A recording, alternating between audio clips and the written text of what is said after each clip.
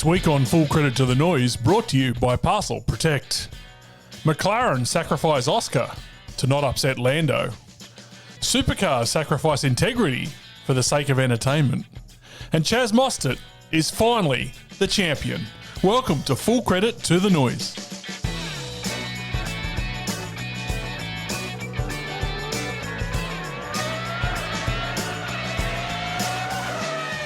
Well, hello, good morning, good afternoon, good evening, and welcome to Full Credit to the Noise. You can find this podcast on Twitter, Instagram, and Facebook at FCTTN Podcast. You can find me on Instagram, Twitter, Blue Sky, and Facebook at _Legend. You can find the bloke across me on Twitter at AVL_Motorsport. He's on Instagram at AVL.Motorsport. He's the man who this week let Ryan Wood through in the car park, which was a good idea. He's been named as the man to replace Neil Crompton for 2026. And tonight he's wearing a tuxedo he got from Lowe's. Welcome to Speak Cafe's Andrew Van Leeuwen. Thank you, Former. One of my major issues right now, as we record at 4:45 on a Monday evening of the Supercars Gala, is that I'm not wearing a tuxedo, and I probably should be in the shower and getting ready to go. So I will have a suit on.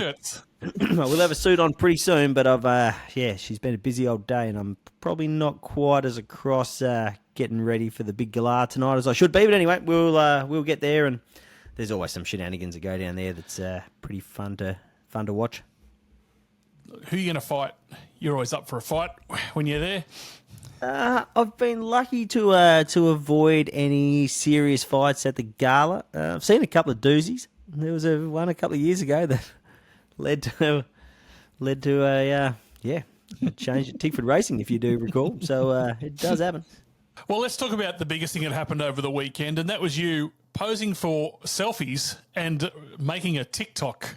Which one do you regret the most? Oh, God. Both of them, definitely. Erin, our social media manager, did promise us that was only going on TikTok and not on Instagram. And then she torched us, so that can happen. Surprise, surprise. Mm-hmm. Yeah. And because I'm starting to think Bruce Williams might be such a bad bloke. That's what I'm thinking. Wow. There you go. No, he's fine. He's great.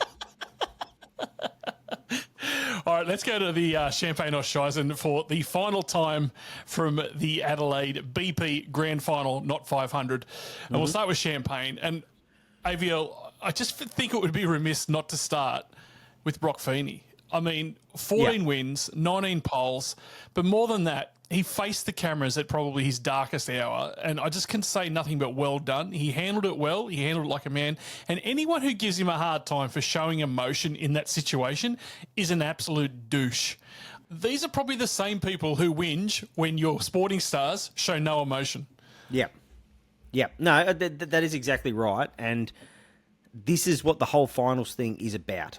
And obviously this one will sting for Broc, but the fact that we actually got to see that and he did let that emotion out, I think is really important for the sport. And we see it in the footy codes, right? Like there is a team that wins and a team that loses on grand final day. And the team that loses, they're generally pretty upset about that. So, no, I totally agree. I think he handled it really well. There were some really emotional moments down there at the garage with, Broc and his dad, Paul, and Roland Dane was down there. And it obviously hurt a lot that he didn't win that championship after, as you've pointed out, what was a spectacular season. And we can talk about this a little bit more later on. There's people that are going to say that that's unfair, but that's also the point of what we're trying to do here, is create that last day drama. And we got it. And, I totally agree that Broc handled it really well. And the fact that he did let that emotion be broadcast is really important for our sport, and they are moments and they are TV pictures that, they can be used to promote just how much this means to everyone that's involved in this sport. My next champagne goes to Ryland Gray, Super 2 champion, and to be honest, no real pressure following Will Davison into Shell DJR right now because Will was unsighted, let's be honest. Tough last weekend for Will as a full-time driver. There's still going to be pressure on Ryland. Like, you can't roll into that team and you can't roll into the number 17 and there not be pressure on him. But, as you say, he went and wrapped up that Super 2 title. He got that job done.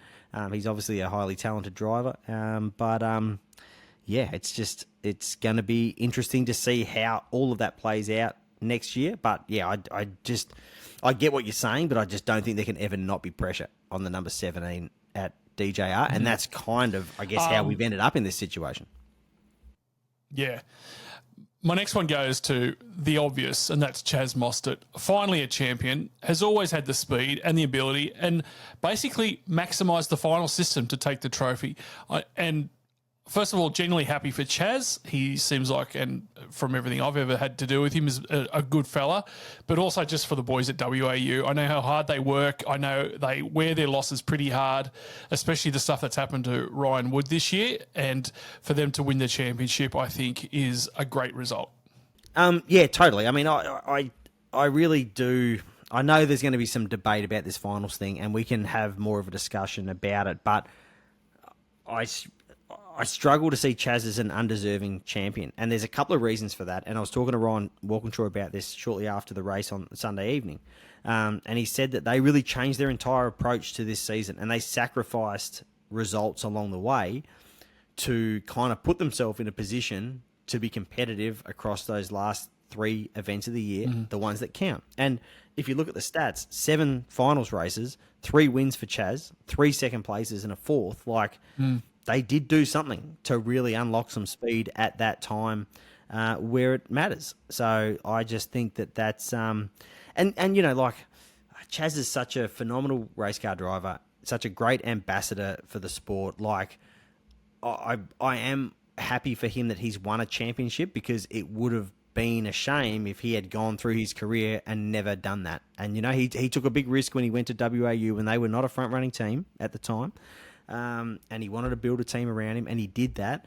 And you know, the kind of face of that team is changing, and he's got some really stiff competition from the other side of that garage now. So I think there's a lot of really nice things about the timing of it, that he's gone and got that championship done. Yeah, my final champagne goes to just a couple of old blokes doing some burnouts, AVL. Well done to Will Davison and James Courtney, who were doing synchronised circle work at one stage. Yeah, it was great. I look forward to seeing both of them in new teams in 2026. We all know that Will Davison's better than what the results have shown this year. And definitely, you only have to see what happens when someone like Anton left DJR. All of a sudden, he's starting to flourish again. So maybe it's just sometimes things don't work after a while.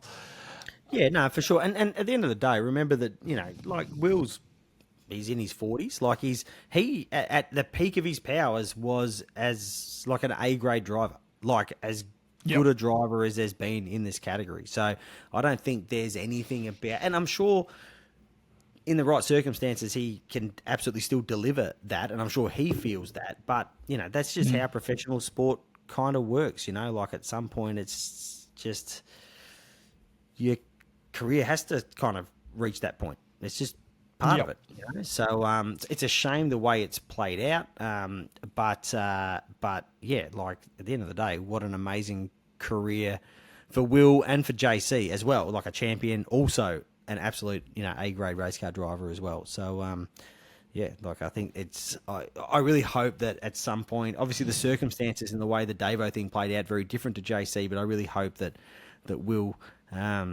does at some point sit back and reflect on what a remarkable career that he's had. Yeah, my Shizens. My first Shizen, and it was an ongoing message I was getting in my inbox over the weekend.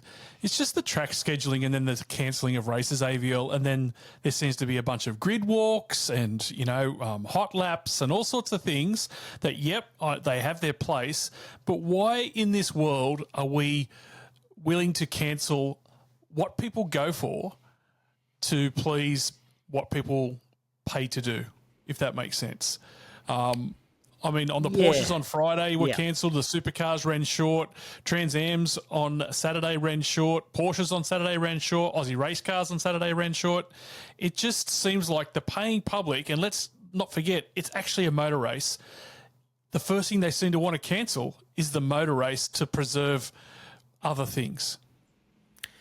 Yeah, I mean, it's a complicated science to kind of pull an event like this together. But yeah, I fundamentally agree with you. Like, it's the racing should be what the priority is.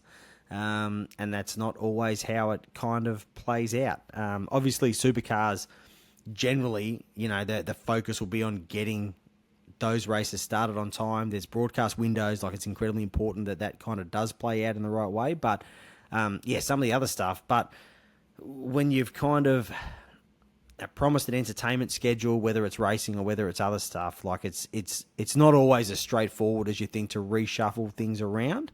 But I think the sentiment that you've got there is bang on, that this is a car racing event and we should be watching as much car racing as possible. Correct. Yeah. And it's not just this event. Let's not beat about the bush. It seems to be every sort of thing. I mean, I know for a fact, sitting on the hill, the punter, the everyday punter, finds it nothing more frustrating than sitting there for an hour with nothing on track, but knowing that there's a grid walk on. Like, honest to God, like, great. And it's fantastic. I get it. Mate, I get it. You need a bit of the pageantry. You do need that. Like, it is important eventually. But, yeah, I get what you're saying. My second Shizen, it's just they tried the driver's cool-down room. Did you see that? I didn't. I couldn't actually hear what was going on. I could see it on the TV in the media center, but it's always hard. It's actually following broadcast when you're at events is incredibly difficult. To be perfectly honest, but I do. It's always hard with those things. Something that it's just clearly a rip-off. Just looks like a rip-off, right? Like, it's really hard to kind of sell it as anything else. It got to the point where the drivers go, are we meant to talk? What do you want to talk about? It was so awkward. I mean, it's one of those cases where just because you can do something probably doesn't mean you have to do it, Yeah, true. My next one... I'll always applaud broadcast for trying new things. Like, I think that's not an important thing. Not a drama. And we're obviously facing a massive shift in the way that Supercars is broadcast heading into next season. Very much so. But yeah, when I watched it, I had this, even without the sound, I had the same thought. I was like, I don't know that this comes across as anything but a bit of a rip-off from what F1 and MotoGP do. And let's face it, F1 throw enough balls in the air, and a lot of them don't land either, because they got people going around Lego cars and rubbish like that as well. So it's not just supercars. And Mickey Mouse dancing in front of the fountain at the casino in Las Vegas the other day. But they proved that it was filmed 2 days prior to the event. They pretended it was live. There was people there with their phones, but saying this is not happening. This is rubbish. But anyway, my next one is Jess Yates trying to make Broc Feeney cry before the event started by running this story that was played at least 3 times over the weekend. And I know you can't comment on it because you didn't see it. You're not watching the broadcast like we are. I actually didn't see it at all. Yeah, I got no idea what you're talking about. There was this story where she asked him, and she was probing with all the questions to try and get some sort of an emotional reaction out of him, to the point where she featured a video message from his dad saying how proud he is. And I kept thinking, isn't his dad just in the garage behind him? Like, why do they have to show him a video of what his dad said? Can't he just tap him on the shoulder and say, hey, this is what I reckon? Then it all makes sense because... You're really going to town on TV, on the TV world tonight. Well, mate, given that I wasn't there, what do you want me to do? Talk about how the radio went? No, I don't... Yeah, well, yeah. Then it all made sense. Jess was hoping to make Broc all emotional, and I reckon she nearly cracked him. He did get a little bit, but he held it together, and I reckon Jess would have been dead set spewing when he didn't start crying.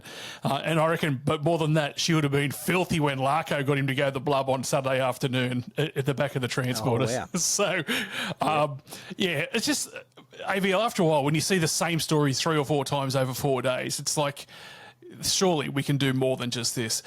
And if you're going to talk about TV, this last one, not saying goodbye to Neil Crompton in any way. Now, someone tells me that Neil didn't want to be given a goodbye, but from all reports, it's all done and dusted. From all reports, there was champagne in the box with him and Scafey having a champagne before he left. And from all reports, Crompton got a little bit emotional before he left.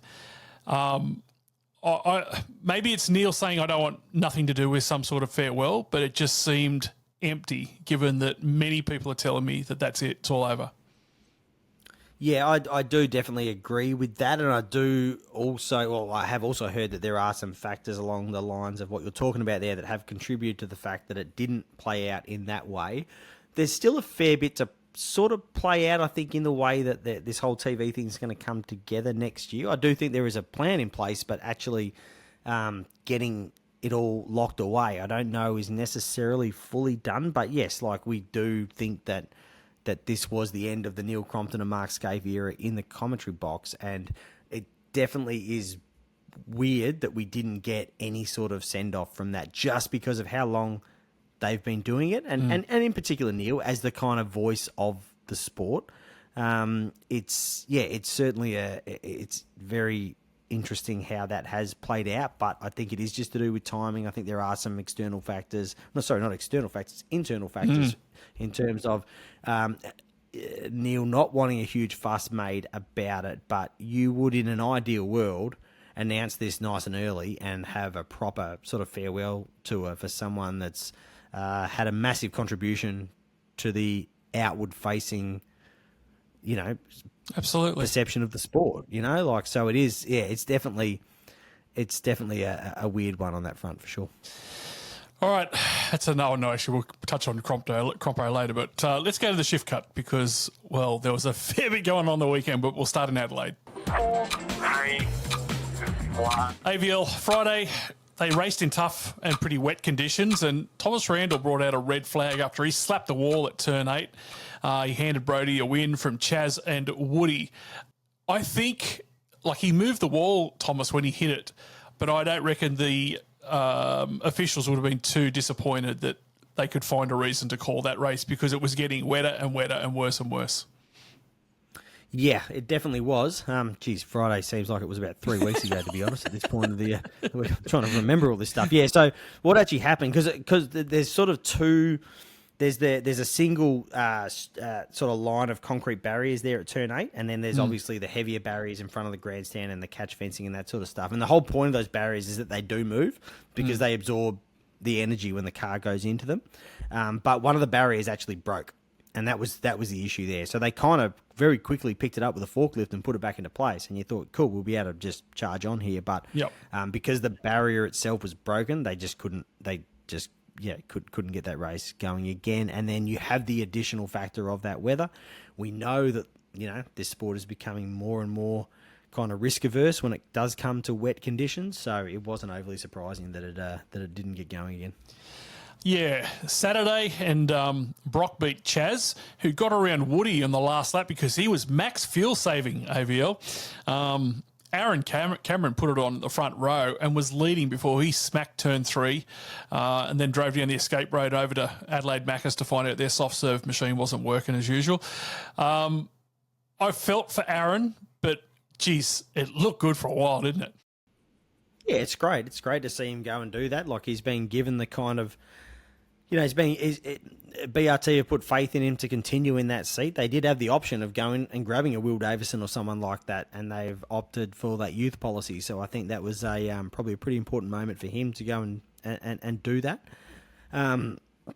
As for the fuel saving thing was really weird because there was an issue with the fuel system on that car. Like, there genuinely was. But they also didn't need to have any excuse for swapping the positions. Like, they would have been pretty stupid not to do that. That's what you need. That's what they needed to do in that scenario. So, Stefan and I spoke about that on the bonus pod that day. There genuinely was an issue, and they didn't have a great read on how much fuel there was. But they actually didn't need to kind of lean into that as the reason for why they swapped the positions, because they can also just say, yeah, we swapped the positions because we'd be pretty silly. That's what we're going to do. That. Yeah. And then we go to Sunday, AVL, and Broc stuck it on pole, and it looked like it was all going to script, let's be honest, until on lap 1, after Matty Payne got by, Ryan Wood, the teammate of Chaz Mostert, I'd like you to know, was showing his intention and tried twice to get past Broc. And on the second occasion, they came together and Broc spun in front of the field. AVL, before we go on, and I know this is the absolute king of hindsight, but if you're in a title fight and the bloke behind you has nothing to lose and is the teammate of a bloke who's your nearest rival, I don't know. I feel like Whincup, Ambrose, Scaife might have just let him go in the same circumstances. I think you're right in that it's really easy afterwards to go, well, that wasn't a very good idea. But yeah, he was like, Ryan was always going to race him hard. And Ryan's obviously copped a lot of criticism about how that did play out. But I don't know, as much as obviously the finals thing kind of puts this harsher lens on it all, like, I think Ryan would have put his car in there anyway. You know, like, I think whatever happens, like, that's just how he goes about racing cars. Like, I just think that was sort of always going to happen. He copped a penalty for it. But, yeah, at the end of the day, like, the way the start of that race played out, like, you know, like, Matt Payne was always going to win that race, right? Because who was going to race him at the front there? Like, no one was going to bother racing him. He was just in that position to go and do that because the focus for those guys was on trying to win the championship. Those sort of factors are definitely kind of, you can see how that plays out. And yes, I'm pretty sure in hindsight, Broc would have liked to have opened the steering and just kind of not been in that fight. At the very same time, it wouldn't have mattered anyway because of the engine issue. So, like, it's kind of just, but it's kind of a shame there. I don't know, is it a shame? Like, it was a lot of drama. Like, isn't this what we wanted? Isn't this the whole point of the thing? Yeah, I mean, we're going to talk about that in a minute, but I mean, Whincup called it grubby. Ryan Walkinshaw said his driver got pushed into the wall, and you know what? Somewhere in the middle there's probably the truth, to be honest. Yeah, for sure. Yeah, I mean, at the end of the day, we saw on Saturday, you know, like these guys were racing and Ryan didn't run Broc off the road, you know, so I don't think it was necessarily all about that. But you just have scenarios, and it's actually not a finals thing. It just happens at the end of the season where you have drivers that have more to lose than others. And the ones that don't have much to lose are going to take bigger risks. Like, that is just what's going to happen. So, and I would have waved him through like Steve Smith leaves a fast ball. I would have put it dead set, said, go through, son. And I have no problem with Jamie Whincup coming out and saying it's grubby as well, because that's how they should feel about it. What else is he meant to do? Say, oh, it doesn't matter. Like, it matters. And that's what we've really learned out of this whole thing, is that when you create an environment where there's so much on the line at this one day, and we just haven't seen it for so... I think we'd almost forgotten what it's like. We haven't seen it since 2018, technically. Like, when it really matters, this is what we wanted to see. You know, like... That's, of course, they're going to feel hard done by in that scenario. And, of course, Walkinshaws are going to feel like they deserve to win the title. That's the whole point of the thing. Yeah. Are you still an advocate for the finals? I'll put it straight there on 100%. you. Yep. Okay, so 100%. nothing's changed for you. My opinion is not changed on it one little bit. Would you tinker with points or anything? Significantly better. No, this weekend was significantly better for having finals. It was better theatre, it was better entertainment, and it was better sport. And it really pushed these guys, in a sporting sense, to go and deliver when it mattered. And I still, and I'm fully behind it. I really am. And I get that Broc's not. I get that Triple Eight's not. And Triple Eight was always the team that was going to be the worst punished by this format. Because they're so consistent and they perform so well. And what it does is open the door for an upset. And when you are the best team, that's the last thing you want. You don't want the door open for an upset. You want to just go and win all the time. So Jamie has been pretty supportive of the whole thing, given the fact that they are the worst affected by it. And it has come to bite them at the very first time around. But again, we still got a very good driver that won the championship. They said they had a plan. And again, as I said before, the stats kind of, it's hard to argue with them that they had a plan to come in and get this job done at this time of year. And yeah, I think it was a better weekend. At the end of the day, and I said this on the bonus pod on Sunday night, like, if we'd rolled into this weekend and Broc was leading by 286 points or whatever it was over Matt Payne, he would have wrapped up the title on Friday night. Do you think Matt Payne would have been in tears at the end of that race? No. So you're a bit like he would have come in as a crier.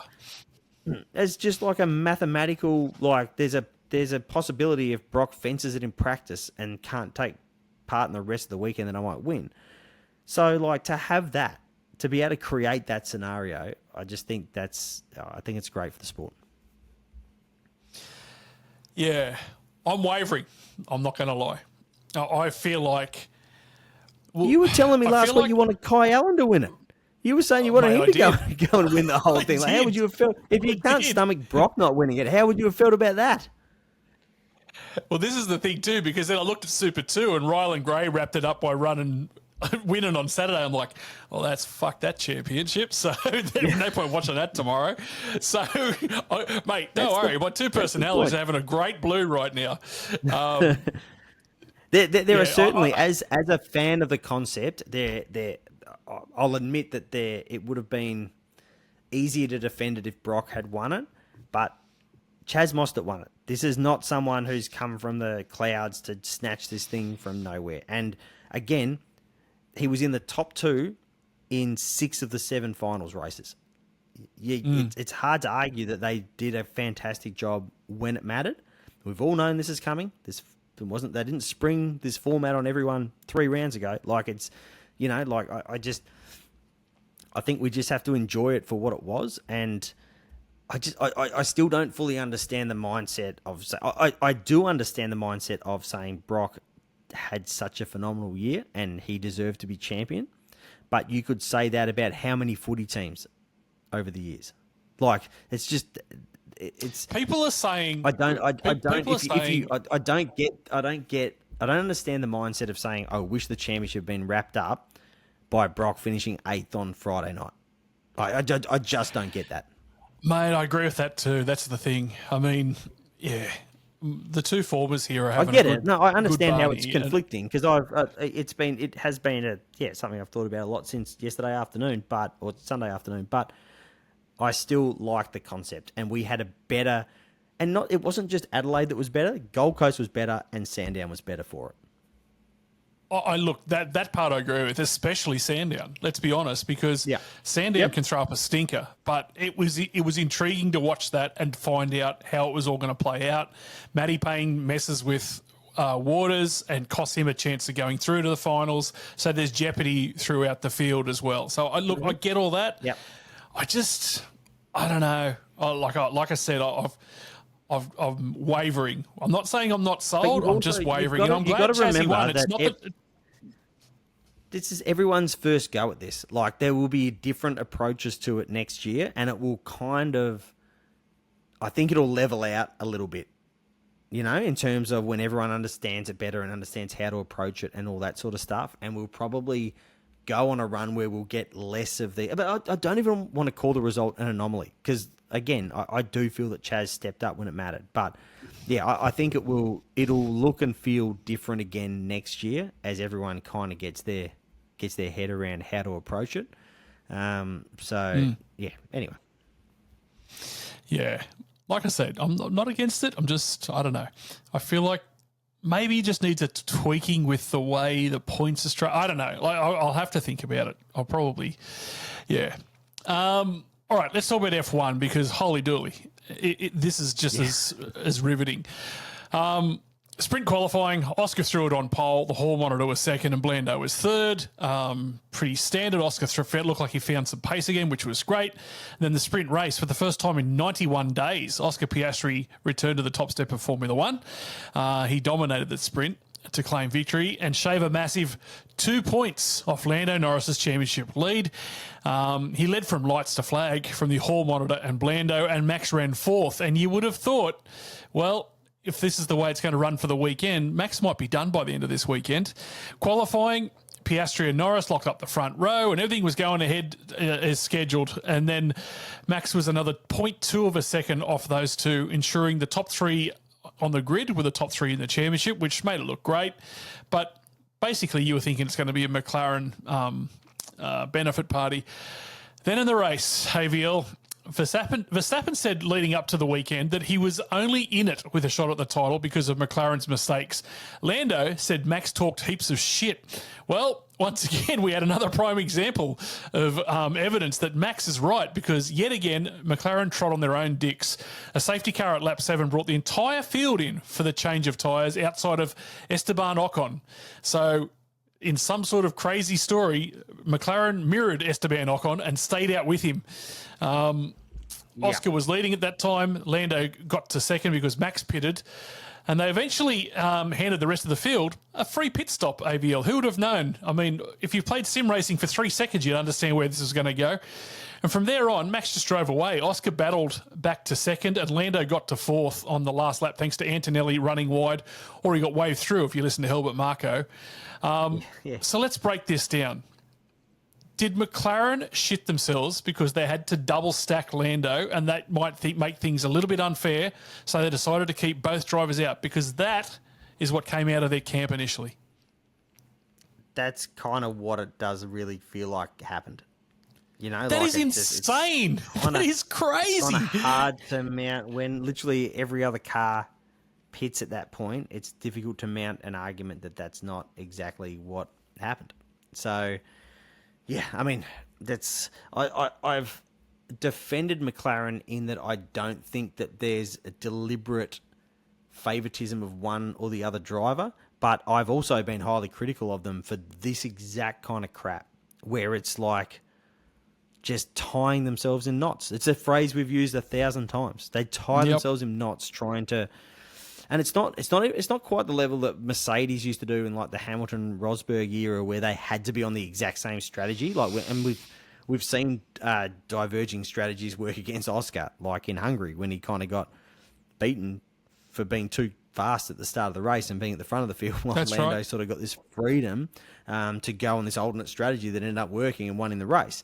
But in this case, it's difficult to not see it as anything but they were just so concerned that, you know, it was going to be advantageous to Oscar over Lando to pit under safety car and they left them both out, and they cost themselves a race win, and they've just given Max the opportunity to take this thing to Abu Dhabi. They should have... not winning that race is a massive failure for that team, like a huge failure. They had to win that race with one of their cars, and it's just so frustrating that they would let that happen. I think out of all the things that have happened this year, this is the one that Oscar really should be furious about. And he did seem pretty upset about it, because if he just pits, he wins that race. Yes. Like that. Yeah. And he was leading the race and he had qualified on pole. Like, what did Lando do to deserve to not be disadvantaged by it? Nothing. AVL, absolutely nothing. This is the rule as old as time. If you're in a two-car team, if you... that's right. Yeah. If you're in a two-car team and you qualify behind your teammate, well, that's part of the deal. And they could have said to Oscar, hey, the safety car's coming out. Do you want to pit? Because if you don't pit, we're going to pit Lando. So what do you want to do? And put it back on Oscar. And that way there could be no suggestion that they didn't give him the option. But to keep both of them out there, it's either arrogance beyond belief or stupidity. And I really can't tell which one it is, but I'm leaning towards stupidity. They are a shambles. I think it was stupidity. Yep.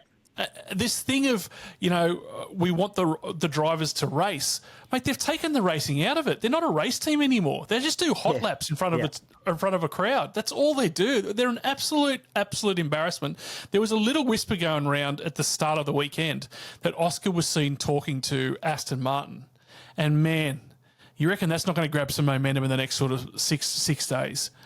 Like, if I was I'd still be very surprised. I'd be very surprised if he were to leave that team at this time. I don't know that that's necessarily on the radar, but yeah, that's that. Like I said, this is the thing that should be the point of sitting down and saying, hey, what are we doing? Like, how are we doing this? Like, are we here to win races or not? This is the thing. Like, you now are concerned, and like, I know this is the Australian conspiracy theorist coming out of me, but if it's flipped around, do they not just call Lando in and say pit straight away, or do they say, oh, look, that wouldn't be fair to Oscar? You don't know. Mate. Like, there's literally no way to answer that question. But yeah, mate, it's a worthwhile point. Yeah, and then Zach goes down and gives Oscar a big hug in front of all the cameras, which looked as warm as my mother-in-law's hugs. Dead set. Like, you just would have to say that was done for cameras. And even Oscar looked like he just did not want to be there. It was like your creepy uncle was giving you a cuddle. Happy. Yeah. So it's what an absolute shit show. And you know what? As I said last week, Aussie Max come on, you good thing, because if it's not going to be Oscar, which looks like now, he has to have a lot of things go his way to even get a sniff. If it's not going to be him, somehow I hope it's Max. God, I hope it's Max, because they have... I've never seen a bigger murder than the murder that McLaren have performed on this title. Yep. Decent point. There were some suggestions that the hall monitor's presence on the track distracted Lando Norris during qualifying. And in a video posted to social media, Russell turns to Norris and says, mate, you told the media the reason you messed up turn one was because of me. Someone said, you're blaming me. To which Norris responds, they're the media, mate. All they do is spread bullshit. I can't believe that you're believing them over me. This is pretty disappointing. He said, George Russell said, and more power to him, it sounds like something you would say, though, let's be honest. A little bit later on, George Russell did say that this was all him just stirring. But I tell you what, for one point there, it definitely got under Lando's skin. Have you seen the footage? Yeah, I have seen the clip. It was definitely quite a lot of fun to watch. Other news is that Adrian Newey has been named the new team principal at Aston Martin, which is a stunning decision to take the world's greatest ever car designer away from the drawing board and make him lead a team. Is probably something that I don't reckon he even thought he was going to be doing. Yeah, it was interesting because there was like some chat that Christian Horner was about to stroll in there. And obviously there's some pretty big question marks over where their relationship is kind of at. So the fact that it then ends up being Adrian Newey is definitely interesting. Well, they went to Oasis together about a month and a half ago. And the story is that they might have given him the team principal's position just so then he can decide what his position is going to be before they get Christian in. He mightn't be team principal, he'll be CEO or something like general manager. So that was one of the whispers going around. Former Formula One driver Adrian Sutil has reportedly been arrested in Germany amid an international probe in a suspected large-scale fraud and embezzlement. How big of embezzlement and fraud, AVL? Well, let's just look through his car collection. He's got 7 Bugattis, a few Koenigseggs, and a few Ferraris. And the Bugattis are all absolute mint collector's items. So, good luck, Adrian, if you go into court soon. Peter Malinauskas announced that Adelaide will remain the host of the Supercars Championship Grand Final event through to 2034 AVL. Mate, is there anyone more popular than that bloke in Adelaide? He's certainly pretty up and about. And I got to be honest, like there's always going to be some question marks around the fact that if you go to the same circuit for the grand final, are you favouring drivers that perform particularly well there or teams that have a good street circuit setup or whatever? But man, they do a good job. Like the presentation of this joint this weekend has been insane, and it's probably the best I've ever seen it. They had a bit of bad luck with the weather. The speedway thing got rained out on the Friday night, which was the last night of the sprint cars and that sort of stuff. But they just do it so well. Like it is such a huge event, and they do, like the SA Motorsport Board that promotes the event. It's great government funding. They deserve it. You couldn't take it off them. Like it is on a different level to everything else in supercars. Like that's just how it is. It's just one of those things now. I think that if it was anywhere else, it'd feel weird anyway. So, we'll go through some of the titles that were decided over the weekend. As we said before, Rylan Gray cruised to his Super 2 title. He beat out Lockie Dalton and Nash Morris. Brad Vaughan won his second ever race on Sunday. Cody, did you see the last lap of the Aussies? Cody Garland and his main rival, Joel. Oh, mate, you've got to watch it. Honest to God, his main rival, Joel Heinrich, clashed at least, get this, 7 times they came together on the last lap alone. It was absolutely insane. And they got to the last corner and they crashed into each other to turn Garland around. Sorry, Garland got across the line first. Heinrich limped across the line to be classified 13th. Trico Trans Am, Todd Hazelwood defended his title, beating home Nathan Hearn. And in Carrera Cup, Dylan O'Keefe denied Harry Jones. Hasn't been a great year for Harry outside of the birth of the kid in the Carrera Cup to take the title. Congratulations to all AVL in a big weekend. I'm sure you will pass on your congratulations tonight when you see most of those guys. Absolutely, I definitely will. Yes. All right, let's go to a break and we'll come back with what's the 4-word headline. Full credit to the noise. Winter could spell bad news for your vehicle's battery. Here are 3 maintenance tips from the battery gurus at R&J Batteries. 1. Avoid frequent short trips to keep your battery at a healthy state of charge. 2. Keep the battery terminals clean and corrosion-free. 3. Avoid running your accessories with the engine off for too long. If your battery is 3 years or older, it might be time to get it tested for free at your local R&J Batteries. R&J Batteries, power like nothing else. Yes, AVL. They say preparation is king. So what's the 4-word headline? Is there anything you want to tell me before we start? I have no 4-word headlines. I have been... just did not get to the script, to be perfectly honest. So you're carrying this segment, Mate, please, Former. I know how alluring the crazy horse is, so I forgive you. Yeah. Austin Cindric, I had a 4-word headline for him, and it was against much predictions, but left turn 8 untouched, AVL, and did a bloody good job. Yeah, I think he had a good weekend. Yeah.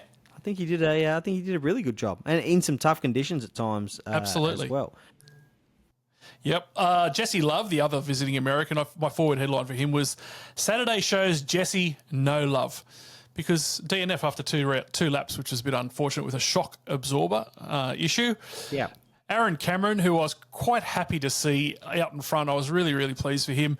I wished it had been the Cool Drive livery, to be fair. My 4-word headline is Smacked Rat's Wall, because it looked very similar to the way Paul Radisich went into that wall many years ago in a brand new DJR AU. What about Ryan Walkinshaw? Because I tell you what, there was some social media kickback for when he started cheering, but when the whole Broc and Ryan Wood the optics kicked of that off weren't exactly ideal, to be perfectly honest. Yeah, I wrote, my headline is Inbox Fuller than Nan's colostomy bag. I mean, fair dinkum, would have been pumped, wouldn't it? What about the turn 8 wall? My 4-word headline is more give than a Western Sydney retaining wall. Like you said, it just seemed to bounce around a fair bit this year, more than I remember it doing before. Yeah, but it's honestly meant to. Like, that's actually the point of it. Yeah, I mean, of the inner part of the wall, which is great. So I get that. It's on the outside, but there's 2 layers of the wall, Yep. and the first one's meant to move. Yep. My Triple Eight racing 4-word headline is bigger moral victors than the England cricket team, because they are. I mean, I feel... I'm pretty sure... I don't feel like Broc Feeney's going to go home empty-handed from his Supercars career either, just quietly. Well, we'll get to that in a minute. He'll have his opportunities. Peter Malinauskas, my 4-word headline is more popular than Lando's mum on Sky Sports. I've never heard a politician cheered like that. Fair dinkum. I mean... Yep. He does attract a bit of a cult following, but finally, Neil Crompton, my 4-word headline, they've punted the wrong bloke, AVL. You decide. We'll go to a break and we'll come back with Rear of Grid and some credit or shredders. Full credit to the noise. If you're out there forklifting, bobcatting, jackhammering, backhoeing, trenching, digging, drilling and persuading, you want to know that if anyone is thieving your stuff, that your insurance company will be timely with approving. So get on to Truck Assist, the insurance to keep on earning, with cover for the machines you're hauling and your work truck too. Go to truckassist.com.au, then get back to all that persuading. Limits and exclusions apply. Consider the PDS and TMD on the Truck Assist website. I tell you what, AVL, the Discord was extremely busy over the weekend, something else you wouldn't be overly across. But Yeah. I wasn't as involved as I would have liked to have been, but again, the old Adelaide Grand Final, the end of season, just gets a little bit busy. The new moderator in there, Simon Chapman's going well. He was in there all weekend. He was good on him. First in, last to leave most days. He was playing. Actually, he played cricket on Saturday. He couldn't work. He had to play cricket, and I don't even know how he went. So he played cricket. He plays cricket. Yeah, so He's taking what? another day off to play cricket. All right. Yeah, if you want to join that, by the way, fcttn.com, go there, follow the links.